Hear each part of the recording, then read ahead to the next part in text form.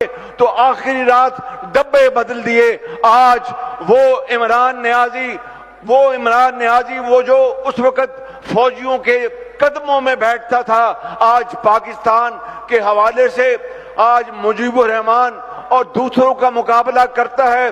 میں عمران نیازی آپ کو بتانا چاہتا ہوں، وہ ویڈیو اگر اس سکرین پہ اگر آج چل جاتی کہ لندن میں آپ نے بیٹھ کر پاکستان کی فوج اور افسروں اور جوانوں اور شہیدوں اور غازیوں کے بارے میں جو آپ نے زہر اگلا تھا اور ایسی زبان استعمال کی تھی کہ کوئی اور ہوتا تو شاید زبان کاٹ دیتا. عمران نیازی چہرہ آپ کا مکروہ چہرہ پوری قوم کے سامنے ہے.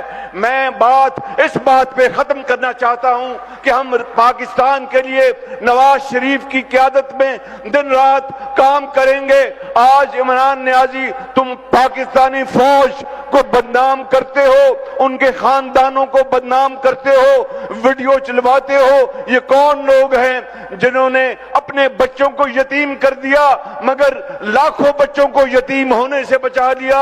انہوں نے شہادتیں دی، انہوں نے اپنی ان کی بیویاں بیوہ ہو گئیں مگر لاکھوں بیویوں کو بیوہ ہونے سے بچایا.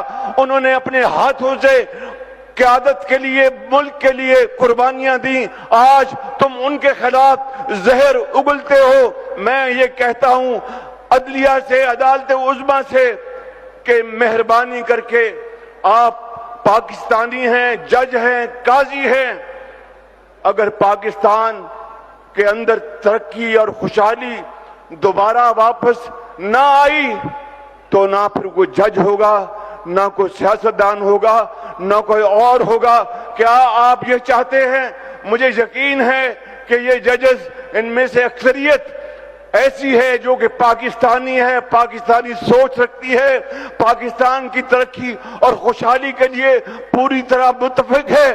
مگر چند کالی بھیڑیں جو عمران نیازی کے لیے تلے ہوئے ہیں کہ اس کے تمام 190 ملین پاؤنڈ وہ شہباز شریف نے چوری نہیں کیے، وہ عمران نیازی نے چوری کیے. اس نے خزانے میں ڈالنے کے بجائے دوسرے خزانے میں پیسے ڈالے. وہ خانہ کعبہ کی گھڑی کا وہ کروڑوں روپے کی گھڑی وہ عمران نیازی نے چوری کی، اس نے بازار میں بیچی، وہ مسلم لیگ نون نے نہیں بیچی.